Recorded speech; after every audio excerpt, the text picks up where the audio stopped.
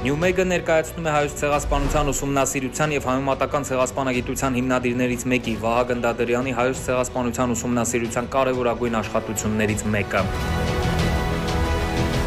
Աշխատություն, որ թարգմանվել է մի քանի տասնյակ լեզուներով։ Գիրք, որտեղ մանրակրկիտ ներկայացվում են թուրքական, գերմանական եւ ավստրիական պաշտոնական արխիվային փաստաթղթերը, հայոց ցեղասպանության գիտական բնորոշումներն ու սահմանումները, ցեղասպանության պատմական, միջազգային, իրավական, քրեագիտական, հասարակագիտական, ոճրագիտական ու հոգեբանական վերլուծությունը։ Վահագն Դադարյան, հայոց ցեղասպանության պատմությունը։ Գրքի գլխավոր գործընկեր Հայկական բարեգործական ընդհանուր միություն, գործընկեր Հայակվե։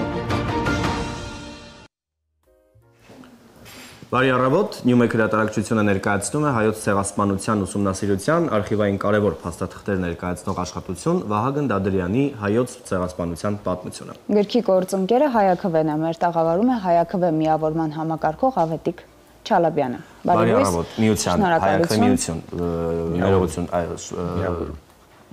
կոնսպեկտելու համար այս դեպքում։ Պարոն Չալաբյան, ինչու այս պահին, այս օրերում հրատարակվեց այս գիրքը եւ որն է այս աշխատության կարեւորությունը մեր պատմության համար, հետո արդեն տարբեր միջազգային հարթակների ըստ ձեզ ձեր դիրքորոշումը։ Անկեղծ ասած, ես կարծում եմ, այս գրքի հրապարակում հայերենով ուշացած է։ Այս գիրքը գրվել է 30 տարի առաջ, բնագիր անգլերենով է, 1995 թվականին առնվազն ցեղասպանության 101-ին նա պետք է հրապարակվեր հայերենով, ինչպես անոնսը ասեց, բազմաթիվ լեզուներով է թարգմանված եւ տարօրինակ հայերենով թարգմանված չէր մինչեւ հիմա, բայց տվյալ դեպքում գործում են կանոնով, որ լավ ուշ կան երբեք եւ հայոց ցեղասպանության 110-րդ տարելիցին փառքաստորեն հնարավորություն եղավ այս գիրքը թարգմանել հայերենով եւ հրապարակել, սա կաթողային ձեռնարկ է, որովհետեւ հայոց ցեղասպանության մասին գրված առավել հիմնարար աշխատություններից մեկն է եւ շատ ցեղասպանագետեր եւ գիտնականներ համարում են, որ այս գրքից հետո է, որ հայոց ցեղասպանության բուն փաստը գիտական ակադեմիական միջավայրում այլևս հարցականի տակ չի դրվում, որովհետեւ պարոն Դադարյանը ներկայացրել է այն քանակությամբ արխիվային նյութեր, ընդ որում շատ կարևոր է եւ անոնսի մեջ էլ դա նշվեց, որ դա եղել է ոչ միայն Օսմանյան կայսրության արխիվային նյութեր, այլև Գերմանիայի եւ Ավստրիայի, որոնք Օսմանյան կայսրության հիմնական դաշնակիցներն էին առաջին համաշխարհային պատերազմի ժամանակ եւ որոնք եւս մեծ քանակությամբ նյութեր ունեին, մասնապես իրականում Գերմանիան որոշակի չափով կայսրական Գերմանիան եւս կիսում է ցեղասպանության պատասխանատվությունը, որ նրանք տեղյակ էին դրանից եւ ինչ որ իմաստով օգնում էին Օսմանյան կայսրության դա քողարկել, բայց մեծ քանակությամբ զեկուցագրեր են եղել եւ այլն, որոնք դրանք խոսում են։ Եվ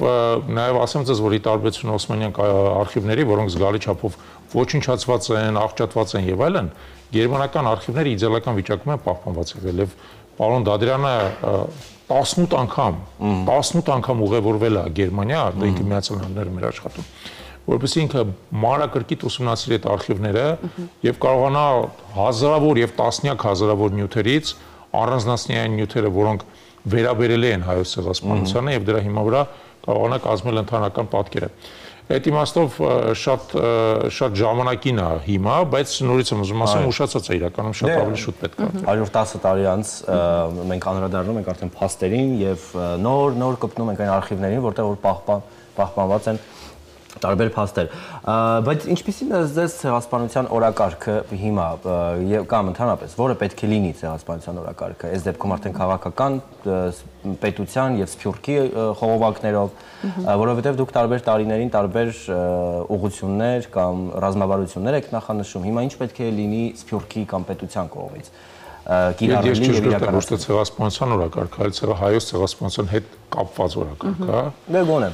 մենք խոսում ենք, որ արդեն ուշացել ենք եւ 110 տարի անցել է։ Տեսեք, ցեղասպանությունը մարդկության դեմ վատթարագույն, առավել ծանր հանցագործությունն է եւ որպես այդպեսին ցեղասպանություն ոճիրը, հանցագործությունը վաղեմություն չունի։ Դա նաեւ ցեղասպանության 1940 թվականին ընդունված կոնվենցիայով է նախանշված, որ դա որպես մարդկության դեմ ծանրագույն հանցագործություն չունի վաղեմության ժամկետ։ Եվ նույնիսկ հիմա, երբ որ 110 տարի է անցել, եթե կներեք 100 տարուց հետո 210 տարի անցնի, բնական է, որ դա շարունակել է ունենալ իր ակտուալությունը, որովհետև ցեղասպանությունը դա ոչ թե պարզապես մարդու, համայնքի, քաղաքի, գյուղի դեմ ինչ-որ ոճրագործություն է, դա ամբողջ ազգի դեմ ոճրագործություն է, որում հայության դեպքում ցեղասպանությունը, քան որ տեղի է ունեցել հայության բնօրինանում, այսինքն հայկական լեռնաշխարհում, որտեղ հայությունը հազարամյակներով էր ապրում, ցեղասպանությունը ուղեկցվել է նաև հայրենազրկմամբ։ Այսինքն պատկերացրեք կարող էր տեղի ունենալ ցեղասպանություն մեծ քանակությամբ մարդիկ զոհվեին, բայց հայրենիքում նրանց ներկայությունը, մնացածների ներկայությունը պահպանվեր, բայց տվյալ դեպքում դա էլ տեղի չունեցավ։ Ցեղասպանվել է իր պատմական հայրենիքում միլիոնից ավել մարդ, իսկ փրկվածները ստիպված են եղել արտագաղթել, որովհետև այն պետությունը, որ իրականացրել է ցեղասպանությունը, եւ նրա իրաժարանգոր թուրքական հանրապետությունը պարզապես ստեղծել են այնպիսի ատելության մթնոլորտ հայության նկատմամբ։ Նույնիսկ, ասենք, ապաշխարանքի նշույլ չի եղել։ Այն ատելության մթնոլորտ է եղել, որ հայերը, որոնք ստիպված են եղել արտագաղթել պատերազմի եւ ցեղասպանության ժամանակ, չեն կարողացել հետո վերադառնալ եւ տեր դառնալ իրանց ունեցվածքին, իրանց պատմությանը, իրանց ժառանգությանը, իրանց հայրենիքին։ Այսինքն սա կրկնակի հարված է մեզ եւ այդ կրկնակի հարվածի հետևանքները մենք ապրում ենք ամեն օր, մինչեւ հիմա, որովհետեւ այո, կորցրել ենք մեր հայրենիքը, կորցրել ենք մեր ժառանգությունը, մեր ազգը ցրվել է աշխարհով 10 միլիոն հայերից ընդամենը 3 միլիոնն է, որ ապրում է այդ պատմական հայրենիքի պահպանված հատվածում, մնացածը ստիպված են եղել ցրվել աշխարհով 1, իմիջիայց ոմանք, ասենք, ոչ միայն արտագաղթել են այդ ժամանակ, կամ բռնագաղթվել են, հա, դրանից հետո եւս մեկ անգամ, օրինակ, հայության զգալի մասը ցեղասպանության օրերին բռնագաղթվել է Սիրիայի հյուսիս դերերզոր, հա, բայց այն մարդիկ, որոնք դերերզորում են եղել, դրանից հետո հիմա Սիրիայում տեղի ունեցող քաղաքացիական պատերազմի արդյունքում, որում Թուրքիան անմիջական մասնակից եւ հրահրող է, ստիպված են եղել եւս մի անգամ բռնագաղթի, որտեղ պատերազմի պայմաններում է եղել, ենթարկվել արդեն հեռանալ Եվրոպա, Հյուսիսային Ամերիկա, մի մասը եկել է Հայաստան եւ այլն։ Այսինքն այս ամեն ինչը ոնց որ բաց առնածոր վերք է, որը շարունակում է անընդհատ առնահոսել։ Մենք այդ դրա հետևանքները մինչև հիմա զգում ենք։ Իսկ դուք ինչ եք կարծում այս թեմայով արխիվային աշխատություններ ուսումնասիրել, հրապարակումները, թարգմանությունները պիտի շարունակվեն, թե գիտական տեսանկյունից արդեն ամեն ինչ պարզ է ու հասանելի մարդկանց, մնացածը մնում է ժողովրդի եւ պետության ուսեր։ Տեսեք, ես չի ասի, որ սա կամ է, սա եւ է իրականում։ Նախ գիտական հետազոտությունները բնականաբար պետք է շարունակվեն, որովհետեւ Սա եւս գիտական հետազոտություն։ Այո, որովհետև ցեղասպանությունը բնական է, Դադրյանի գիրքը այդքան գիրք չի, ինչքան գիտական հետազոտություն, սա դասական իմաստով ու գեղարվեստական գիրք չի։ Թեև ինքը ունի շատ հստակ նարատիվ իր մեջ։ Բայց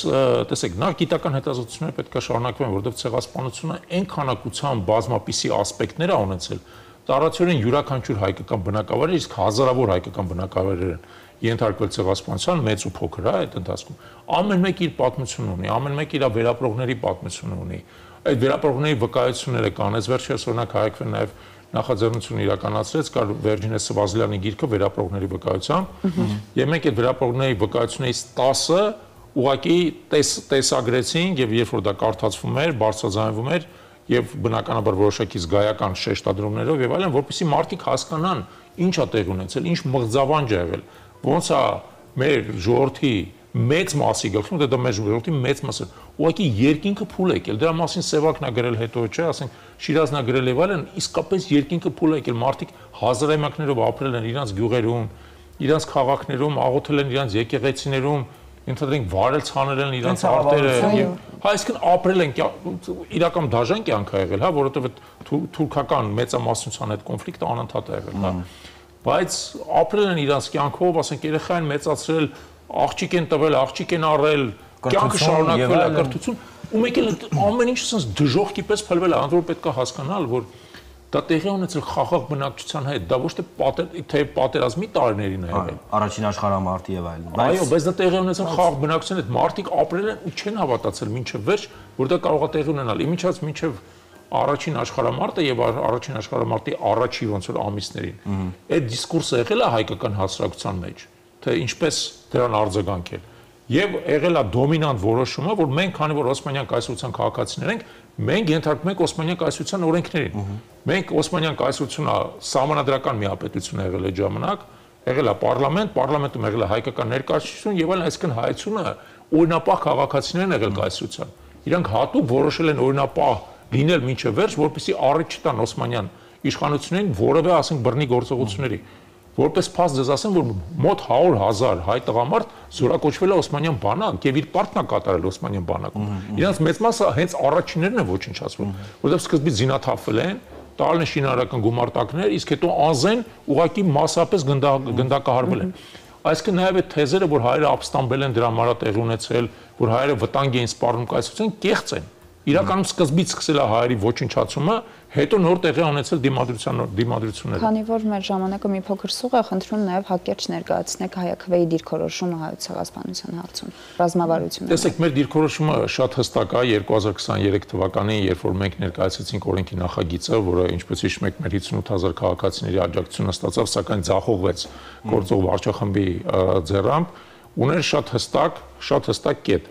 որ քրեական պատասխանատվություն էր նախատեսում հայոց ցեղասպանության պատմականները որևէ կերպ նսեմացնելու, նրա միջազգային ճանաչումից հրաժարվելու համար։ Այսինքն խոսքը գնում էր ոչ միայն շղթման մասին, այլև դերի նսեմացման կամ միջազգային ճանաչումից հրաժարվելու։ Այն ինչ որ հիմա գործող վարչախմբը փորձում է կատարել մեր աչքերի առաջ պարզապես, հա, որը բայց չի հաջողվի բնականաբար, որովհետեւ մեր ժողովուրդը շատ միասնական է այդ հարցում, դրա վկայությունը 110-ամյա տարելիցի այն բոլոր գործողություններն են, որոնք տեղի ունեցան։ Մեր դիրքորոշումը շատ հստակ է։ Ցեղասպանությունը վաղեմության ժամկետ չունի, նա պետք է ճանաչվի ամբողջ աշխարհի կողմից եւ մենք ի վերջո պետք է հասնենք Թուրքիայի այսօրվա հանրապետության կողմից հայոց ցեղասպանության ճանաչմանը, նրա դատապարտմանը եւ ցեղասպանությունից տուժած եւ տուժածների բազմաթիվ իրաժառանգորդների որոշակի հատուցմանը, թե ինչպեսին կլինի այդ հատուցումը։ Հիմա դրա մասին շատ բարդ է խոսել, որովհետեւ դա երկար ճանապարհ է մինչեւ այդ կետը հասնելը։ Բայց կա դրա պատմական անալոգը Գերմանիայի կողմից Հոլոքոստի ոչնչացվածների իրավաժառանգորդներին հատուցումը, այսինքն որոշակի անալոգ կա, որի վրա կարելի է հենվել։ Եվ մենք կարծում ենք, որ այդ անալոգը որոշակի տրամաբանություն է տալիս, հա, թե ինչ ուղղությամբ պետք է շարժվել։ Իդեպ ասեմ ձեզ, որ հրեա ազգը այդ իմաստով շատ ավելի հետևողական է եղել եւ շատ ավելի հետևողական է մինչեւ հիմա բարձրաձայնելու իր պատմական իրավունքները, հա, մենք այդ օրինակը պետք է վերցնենք եւ այդ օրինակով շարժվենք առաջ։ Շնորհակալություն։ Ձեզ եմ շնորհակալ։ Շնորհակալություն, այո, մենք դեռ ունենք տարբեր քննարկումներ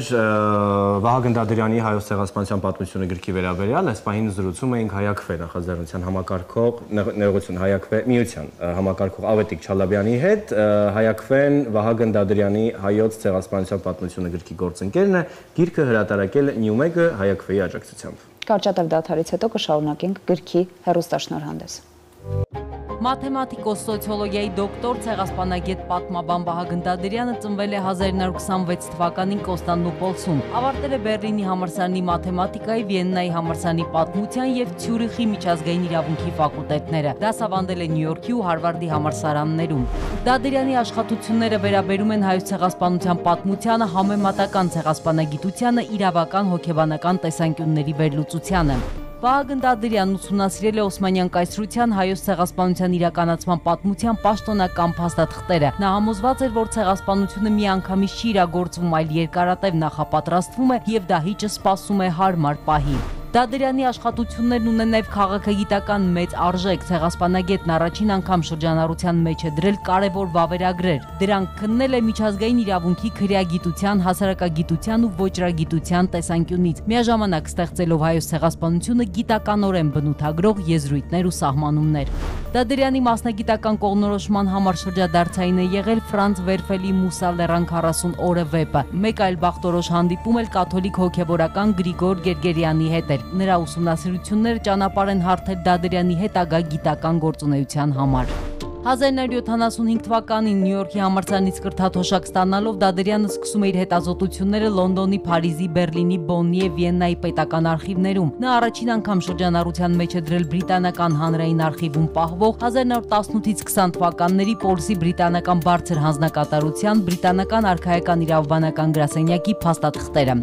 1960-ից 90-ական թվականներին Դադիրյանը ֆրանսերեն, անգլերեն եւ գերմաներեն դասախոսություններ է կարդացել Բեռլինի, Մյունխենի, Պարմայի Ռոմայի, Տորինոյի, Ցյուրիխի, Ուպսալայի, Մայնի, Ֆրանկֆուրտի, Բոխումի, Մյունստերի համալսարաններում, Ամստերդամի, Ուտրեխտի, Ժնևի եւ Բրյուսելի բուհերում, ՅՈՒՆԵՍԿՕ-ի Փարիզյան կենտրոնում ու ՄԱԿ-ի Նյույորքյան կենտրոնակայանում։ 1996 թվականին Միացյալ Թագավորության համայնքների պալատում Հայոց ցեղասպանության 80-րդ տարելիցին Դադրյանն առաջին հայ զեկուցող գիտնականն է եղել։ Թուրքերենի, օսմաներենի, ֆրանսերենի, գերմաներենի, անգլերենի փայլուն իմացության շնորհիվ Դադրյանը հայոց ցեղասպանության մասին բազմաթիվ հոդվածներ ու գրքեր է հեղինակել։ Տարբեր լեզուներով գրել է 22 մենագրություն, 140 գիտական հոդված, բազմաթիվ հրապարակումներ։ 40 տարիների գիտական աշխատանքի ընթացքում Դադրյանը սեփական միջոցներով աշխարհի տարբեր գրադարաններից ու արխիվներից հավաքել է մեծ քանակի վավերագիր նյութեր եւ ստեղծել մեծ արխիվ, որը կարևոր աղբյուր է հայոց ցեղասպանության ուսումնասիրության համար։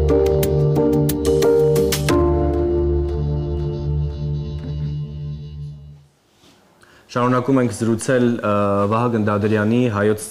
ցեղասպանության պատմություն գրքի շուրջ եւ այսօր Նյումեգը ներկայացնում է պատմաբան ցեղասպանագետ Վահագն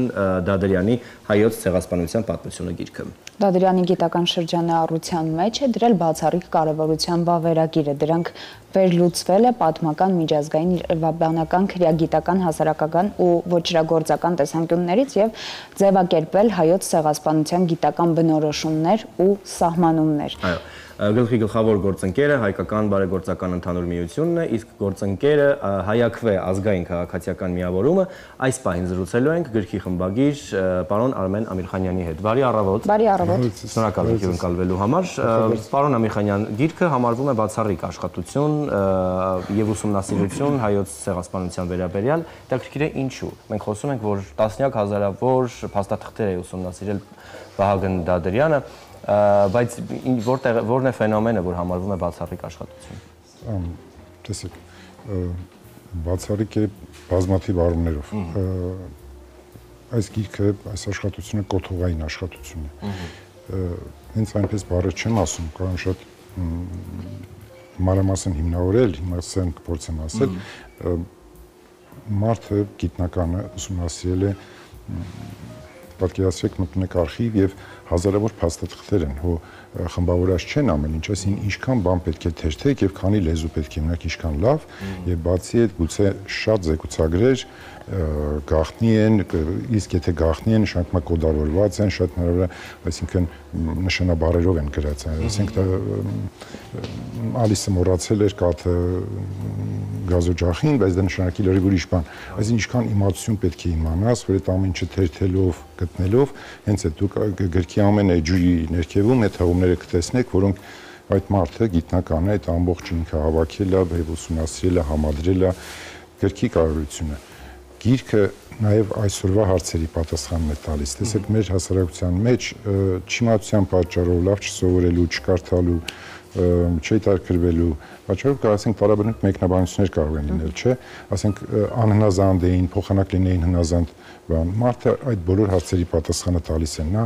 այդ իրադարձություններից նա չի դնում շարադրում, թե ցեղասպանությունը այս գյուղից այսքան դա էլ է անում, բայց ինքը տալիս է նաև դրանց վերլուծությունը։ Ինքը 100 տարի առաջվանից է գալիս հայկական հարցին։ Այսինքն կայսրության մեջ այդ բոլոր ապստամբությունները հույներն են սկսել, հետո սերբերը, մակեդոնացիները, ասենք կայսրության մեջ բոլոր ճնշված ժողովուրդները ապստամբել են, հույները անկախություն են ստացել։ Հայերը այսպես համերաշխանդուժող, արդեն դարերի ընթացքում գլխիկոր այնքան որ հայելի մեծ ձեռք չտան, բան չանեն, բայց հարկերի տակ եւ այլն, բայց եւ հիմնավորումը ինչու էլ ի վերջո ինչ որ ապստամբություն եթե ծագում է շատ ուժեղ դրվագ կա թեկուզ Զեյթունի օրինակը բերեմ, եթե դեմ չեք։ Այսինք բազմաթիվ հարկեր կան հայերի վրա, նաև ոչ միայն այդ երկրի իբր հպատակ ու քաղաքացի, այլև որպես հայ, նաև որպես հայ քրիստոնյա, այսինքն որպես հայ էլ միադրացի չակ պետք է տաս, բայց որ քրիստոնյությունից դրա համար պետք է արկ տաս։ Այդ ամբողջը տալիս են այդ խեղճ եւ ասեն ինչ որ քրդեր, խմբեր, բաներ գալիս են, զինված խմբեր։ Գալիս են եւ իրենց ունեցվածքը բան վերցնում են, այս մարդիկ էլ ասենք ընտրում են իրենց այսպես առաջնորդներին, տարիքով, պապերից ինչ որ հարգարժան մարդկանց, որ գնան իշխանության հետ խոսեն։ Ասեն թե մենք այդ հարկերը տալիս ենք։ Ինչի պաշտպանված չենք։ Եթե այն մարդկանց էլ պետքա տանք, բա ինչի մենք զենքով չենք կարող պաշտպանվել, չէ՞։ Հայերը զենք գրելու իրավունք չունեն, ձին նստելու իրավունք չունեն։ նաև դրանով է բացատրում, ինչի կարող ենք շատ հեշտ ասել, չէ, ինչ որ քարավան են տանում տղաների, կողքից 2 ասկյար է ընդամենը, եւ այդ 100 հոգին չեն արձակում սրանց խեղդեն, փախնեն, որովհետեւ այդ մարդիկ արդեն 700 տարի են քայլել այդ ճանապարհով։ Այսինքն իրանց նախորդները հայրը, պապը տվել են այդ հարկերը, որովհետեւ մի քիչ աճ, մի քիչ ցախ, բայց չեն զրկել այդ մարդկանց պաշտպանվելու իրավունքից նույնիսկ, ասենք դատարանում վկայություն տալու իրավունք չունեիր։ Ոնց գոյության իրավունք։ Երբ որ այդ Զեյթունի այդ մարդկանց ուղարկել են իրենց հարգաժաններին, ուղարկել են իշխանության, սպանել են այդ մարդկանց։ Իրանց տղաներն էլ ապստամբել են, բարձրացրել են լեռները։ Եվ տեսեք, նույն դաշինքներ, դաշնակիցներ, չէ, անկախ պետություն չէինք մենք, չէ, բայց ասենք միջազգային հարաբերությունների մեջ դրվագ առաջացել, երբ որ Ֆրանսիան Թուրքիայի հավիտենական դաշնակից, ավանդական եւ հավիտենական դաշնակից Գերմանիայի, մանավանդ պրուսական ռազմատենչ եւ Օսմանյանը իրար հետ շատ սինխրոն էր աշխատում, իրանք իրար դուր էին գալիս շատ այդ առումով, էլի, որ անխնա էին եւ այլն։ Եվ Ֆրանսիան, որ կոշտ դիմակայության մեջ էր Գերմանիայի հետ, հայերի դիմումը ընդունել է։ Եվ Նապոլեոն III կայսրը օգնական ուժեր է ուղարկում, վերջնագիր է սուլտանին ներկայացնում, որ այդ մարդկանց հանգիստ թող։ Եվ երբ այդ նկարագրություններ կա մերոնց դիմադրության, որ այդ տղաները ոչ ռազմական փորձ ունեին ոչ բան, բայց հազարավոր զոհեր են պատճառում ամեն հարձակման ժամանակ, եւ երբ այդ ֆրանսիացի սպաները գնում են 1861-62 թվերն է։ Այսինքն հայկական հարցը նոր մտնում է Բերլինի կոնգրես, բանի վրա։ Երբ հասնում են այդ լեռները, որ այդ տղաներին ասեն, մենք արդեն պայմանավորվել ենք, ձեր վրա չեն հարձակվի։ Այսինքն Ֆրանսիայի միապետի վերջնագիրը ազդել է կառավարության Թուրքիայի կառավարությունը վախեցել են, որովհետև ռազմանավերով էին մոտեցել, բան գուցե դեսանտ իջնեին, նույնիսկ պատերազմ կարող էին սկսել։ Նաև չմոռանամ ասեմ, երևի նաև այդ պատճառով է, ոչ թե երևի, այլ հին Կիլիկիայի շրջանից եկող այդ հարազատական կապերը բանի վայելը, նաև այդ դրվագն է, որ ասենք Ֆրանսիայի հետ բարեկամությունը այսպես ավանդական նաև պատկեր ունի, էլի։ Եվ երբ հասնում են լեռնային այդ հայերի դիրքերը, տեսնում են, որ այդ տղաները բոլորը դաշույններ էին փաթաթում ձեռքին, որ նույնիսկ եթե վիրավոր լինեն, ձեռքը չբացվի։ Այսինքն նույնիսկ որտեղ փամփուշտները վերջացել էին եւ արդեն վերջի գրով պիտի դիմավորեին էլի ճշնամուն եւ այդ օր հասական պահին են հասնում եւ ասում որ կանգնեցրել ենք թուրքերին եւ դրանից 8 տարի հետո 1870-ին ֆրանս-պրուսական պատերազմի ժամանակ զեյթունցիների մի փոքր խումբ է հայտնվում Ֆրանսիայի պաշտպանության նախարարության դիմաց եւ առաջարկում իրենց օգնությունը, ասում է որ մենք որպես երախտագետ հայ ժողովուրդ մեզ ուղարկել են այստեղ, որ ուղարկեք ձեր թշնամիների դեմ մենք կռվենք։ Ամենավտանգավոր տեղն ուղարկեք մեզ։ Եվ ֆրանսիական մամուլը գրողները բան ինչ ձոներ էին գրել այդ տղաների մասին, որ նույնիսկ բանակային որոշ առաջնագծից գրում են մեզ մոտ ուղարկեք այդ տղաներին։ Բայց ես ուղղակի շեղվեցի նկատում գրքի կարևորությունը միայն այդ դրվագները չեն, այլև տեսեք այսօր կարող են ասել, ասենք ռուսների խելքին են եկամ, չգիտեմ, ինչ-որ տարաբնույթ կամ չէ, այսօր չեն խոսում, հետո են խոսում։ Հազար այդ մարդը տալիս է բոլոր հարցերի պատասխանը, որտեղ նա շատ խորը, շատ լայն տեսնող գիտնական է։ Նա տեսեք, հիմա կարող հոլոկոստ, ասենք Իսրայելը դեռ չի ճանաչել, բայց երբ որ պետք է լինում, Թուրքիային հակադարձում է հենց այս թեմայով, ասում է դուք եք արել։ Երբ որ իրենց ցեղասպանության մեջ են մեղադրում Գազայի համար, բայց ասենք հոլոկոստը ամբողջ աշխարհում ընդունում մենք մի քիչ ավելի բարդ ճանապարհ են գնում, չէ՞, բայց սմարտը համատական նաև այդ ցեղասպանությունների համատականն է արել։ Տեսեք, մենք կարող ենք նստած շատ բան գլխի չընկնել, բայց մարդը ասում է, չէ՞, ասենք Գերմանիան ընդունել է այդ հոլոկոստը։ Գերմանացիները բարձր ազգային կուլտուրա, քաղաքակիրթ, երաժշտություն, մենք գիտենք, բայց Գերմանիան հрьяաների տարածքում չի դա արել։ Այսինքն մեր ցեղասպանությունը հայերի ցեղասպանության բոլոր տեսակներն ընդգրկում է էթնոցիդ, լինգվոցիդ, կուլտոցիդ, այսինքն քո ամեն ինչն են վերացրել։ Այսինքն հрьяաները Գերմանիա հետո որտեղ որ զավթել են, տեղել են հрьяաներին, չէ՞, վերացրել։ Բայց դրանք հрьяաների տարածքը չէր։ Այսինքն այնտեղ չեն են խնձորը իրենք այսպես պատրուս պատրաստումով հասել կատարելության։ Չէ, եթե հիշում ենք բանի խնձորի Նահապետը ֆիլմի մեջ, որ վերջում սերմեր է բերում, այսինքն շատ պայմանական էր այդ սերմերը, չէ, որտեղ այդ սերմերը դարերի ընթացքում են չէ դարձրել այդ խնձորը կատարելության։ Եվ այդ ամեն ինչը ընթացվում է։ Չէ, մայրերից է փոխանցվել։ Հիմա ենք մենք բաղադրատոմսերի գիրք տպում այն ժամանակ մայրիկները աղջիկներին էին ասում կամ հարսներին էին փոխանցում այդ խոհանոցը չէ ձերքի նայում սովորում էին ընդհատվում է դա դրա համար մեր խոհանոցը հիմա սեղմա մնացել կամ օտարաբան խոսքով շատ շեղվեցի բայց նկատի ունեմ ես ուղղակի աշխատում եմ ավելի մատչելի մեր լայն լսարանի համար քան դրա գիտականը որտեղ գիտականն է շատ հեշտ է բայց իրոք այդ մարդը տալիս է բոլոր այն ենթադրյալ հակաճառողներին կամ մեզ փորձել մեղադրողներին բոլոր պատասխանները տալիս է կարծես ամբողջական ընդհանուր խնդրեմ Պարոն Արխանյան Դադրյանը իր աշխատությունը գրելուց օգտվել է գերմանական, թուրքական եւ ավստրիական արխիվային աշխատություններից եւ այլ երկրների ես վստահ եմ մենք հիմա խոսում ենք այս կարևոր ովքեր որ գործ են ունեցել բայց նաեւ ռուսական շատ ռուսական արխիվներ օրինակ հետաքրքիր է Դադրյանն արդյոք Երևանի հանուն փաստեր որոնք մենք առաջին անգամ ենք կարդալու գրքում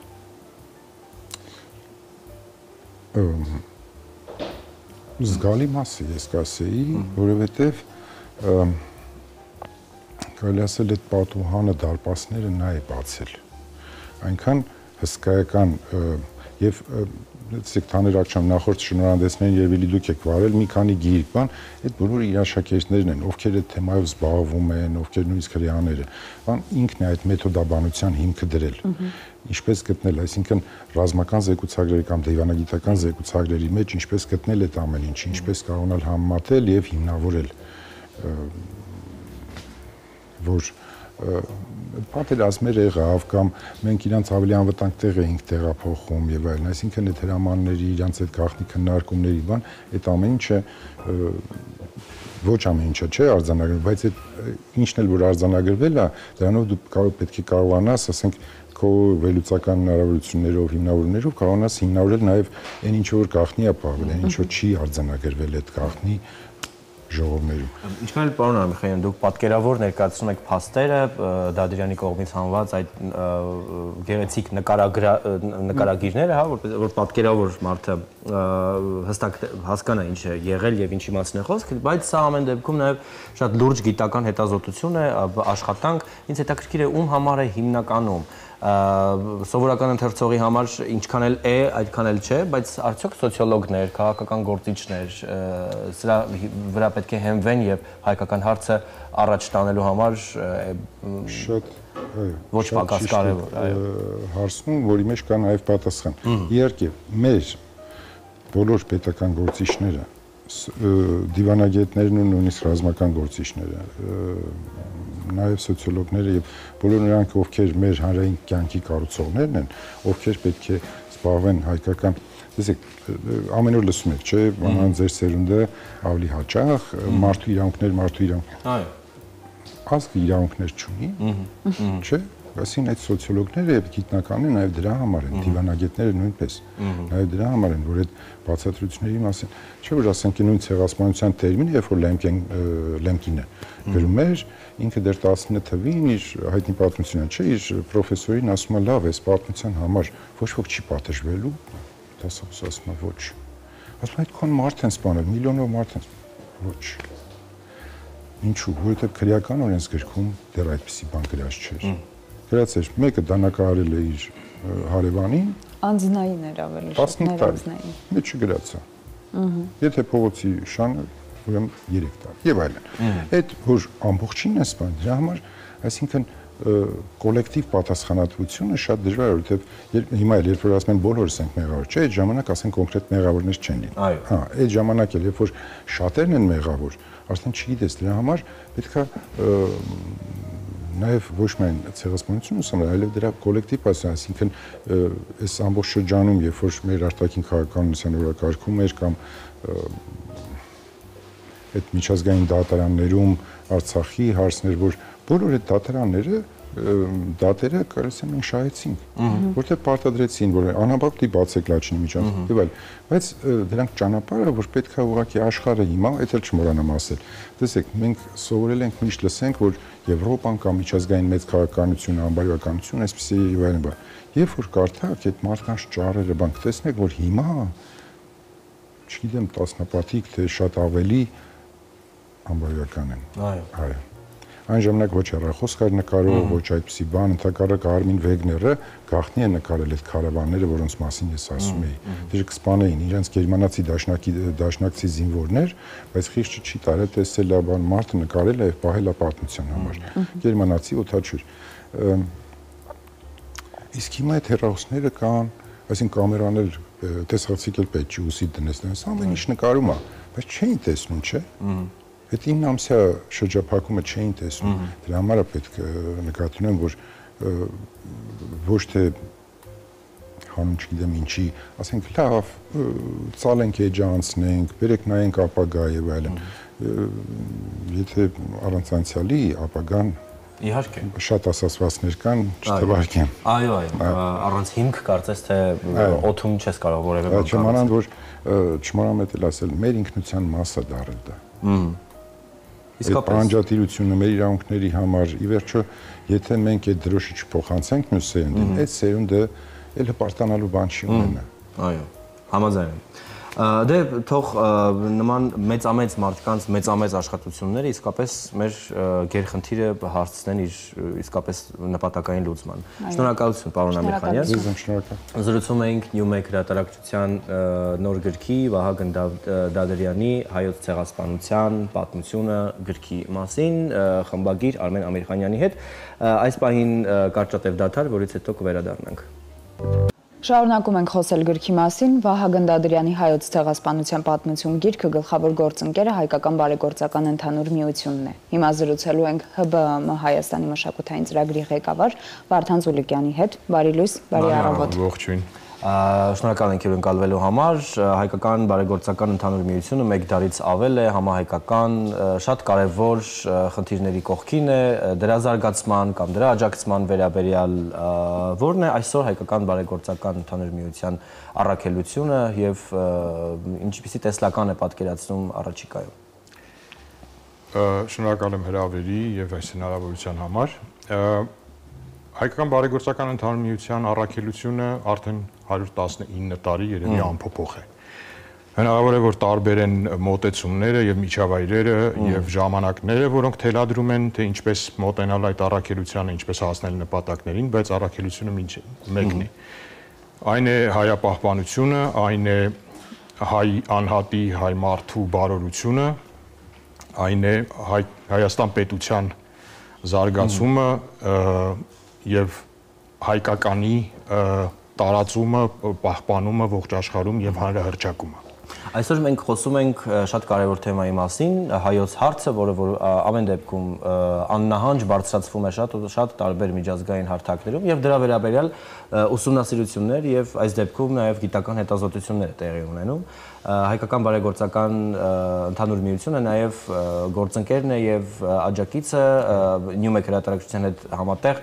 Վահագն Դադարյանի հայոց ցեղասպանության պատմությունը գրքի, որտեղ որ Newmec հրատարակչությունը անցկացրեց քառօրյա աննախադեպ գիտական շաբաթ նվիրված ցեղասպանության 110-ամյակին, այստեղ էլ ՀԲԸՄ-ն նաեւ գործընկեր էր։ Խնդրում եմ պատմեք ինչու որոշեցիք անցկացնել այս ցեղասպանագիտական շաբաթը։ Այո, մասնակից եք։ Ցեղասպանագիտության շաբաթ համատեղ անցկացնելու առաջարկը եկավ Newmec-ից եւ սա առաջին համագործակցությունը չի Newmec-ի հետ։ Մենք տարիներ առաջ հենց այս տաղավարից միասին ներկայացրինք Թաներ Աքչամի նախորդ Shameful Act-ի հայտարարարարքի հայերեն թարգմանված գիրքը։ Այս անգամ արդեն 3 գիրք դրվում է ընթերցողի սեղանին եւ կարծում եմ Դադարյանինը բավական ուշացած, քանի որ արդեն 30 տարի այս գիրքը չնայած նրան որ բազմաթիվ լեզուներով թարգմանված կար, բայց հայերենով դեռևս չունեինք եւ 3 գիրք, երկուսը հայոց ցեղասպանության մասին եւ մեկը Արցախյան հակամարտության վերջին ողբերգական դեպքերի պատկերագիրքը եւ 4-րդ օրը արդեն անցկացվեց պանելային քննարկում հայոց ցեղասպանության մասին եւ HBO-ն չէր կարող անմասը մնալ, առաջարկը բավական գայթակղիչ էր, այսպես ասեմ, եւ թե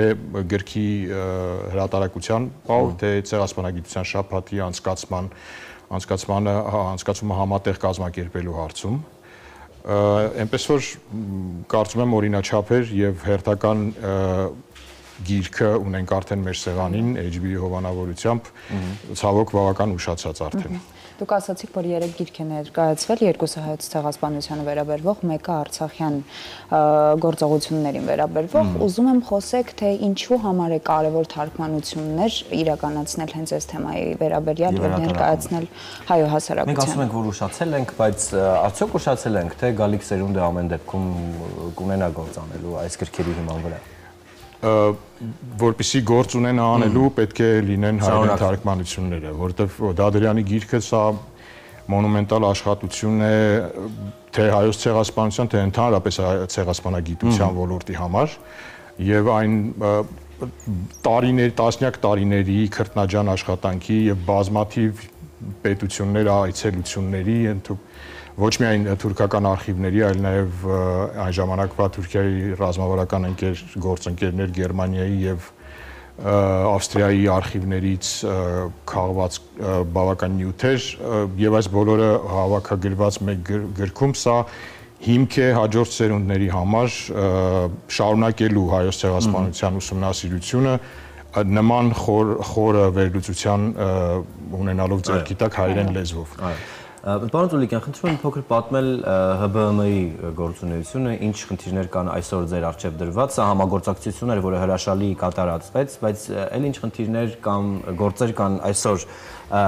Հայկական բարեգործական ընդհանուր միության առջև դրված, որոնց վրա որ այս պահին աշխատում եք։ Հայկական բարեգործական ընդհանուր միությունը արդեն 119 տարի գործում է եւ Հայաստանում իրականացնում է գործունեություն 4 ուղղություններով։ Դրանք են կրթությունը, մշակույթը,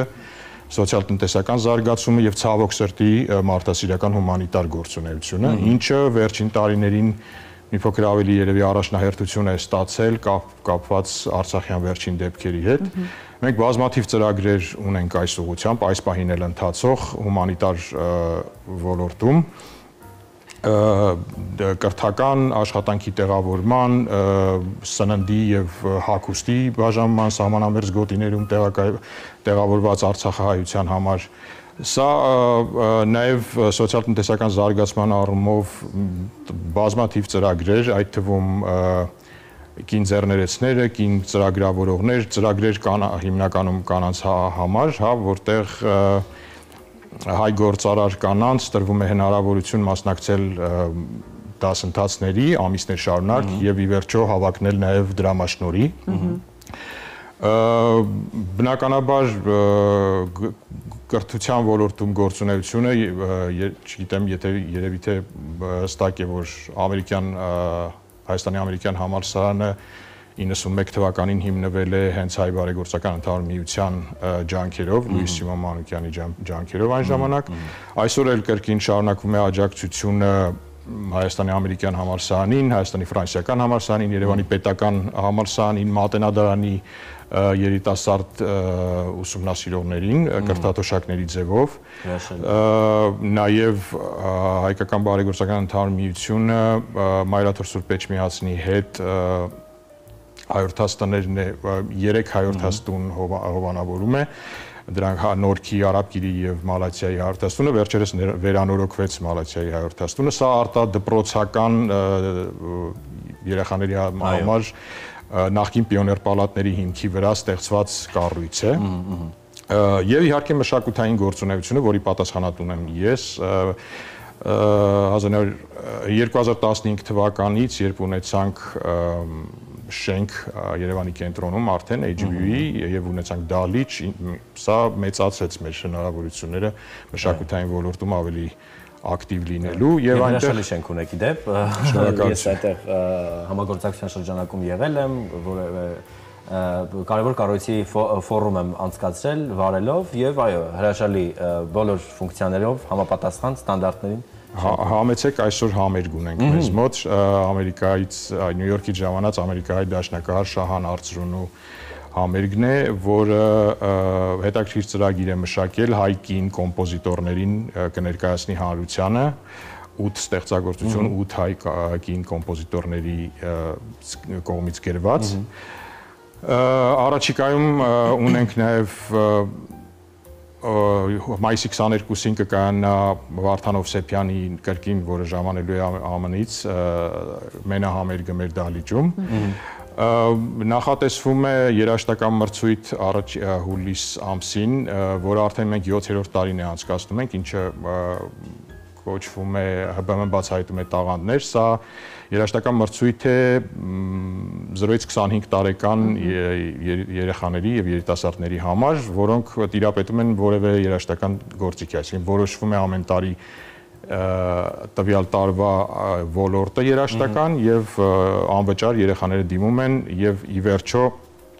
հաղթողները արժանանում են թե դրամական շնորհների եւ թե հնարավորություն են ունենում որպես մենակատարներ հանդես գալ Հայաստանի Պետական Ֆիլհարմոնիկ նվագախմբի հետ, ինչը կարծում եմ աննախադեպ հնարավորություն է երիտասարդների համար, նաև մի կոմպոնենտ էլ ունի մրցույթը, դա երաժշտական գործիքների տրամադրումն է կարիքավոր երեխաներին, ինչը նույնպես մեծ խնդիր է այսօր, եւ փորձում ենք փակել այդ բացը, որովհետեւ շատ տաղանդավոր երեխաներ այսօր ունենք, որոնք ցավոք սրտի հնարավորություն չունեն ունենալ գործիք, այո, եւ պարտադիր չէ, որ գործիք ստացողը լինի մրցույթի հաղթողներից, որտեվ այդտեղ կա նաեւ կարիքի, անշուշտ, որովհետեւ կան հաղթողներ, որոնք արդեն ապահովված են եւ ունեն համապատասխան լավ գործիք, եւ կա հակառակը։ Ունենալով պարապել են, եկել են նրան, որ հաղթել են այս մարդիկ տաղանդավոր են, բայց ցավոք սրտի շնորհակալություն ձեզ շատ կարեւոր աշխատանքների համար, արդեն կես դարից ավել, այո, մեկ դարից ավել, այո, 1.5 դար, այսպես պիտի մտքումս սա է, որ համահայկական շատ կարևոր խնդիրների եւ դրան զարգացում տալու եւ աջակցելու մասին եք, շնորհակալություն նաեւ այս Նյումեգի հետ այս կարևոր աշխատությանը կողքին լինելու համար, այնպես որ մենք սպասում ենք հրաշալի նորությունների եւ առիթների մեր տաղավարում ձեզ եւս մեկ անգամ հանդիպելու, պարոն Ծուլիկյան, այսքանն էր մեր քննարկումը գրքի վերաբերյալ,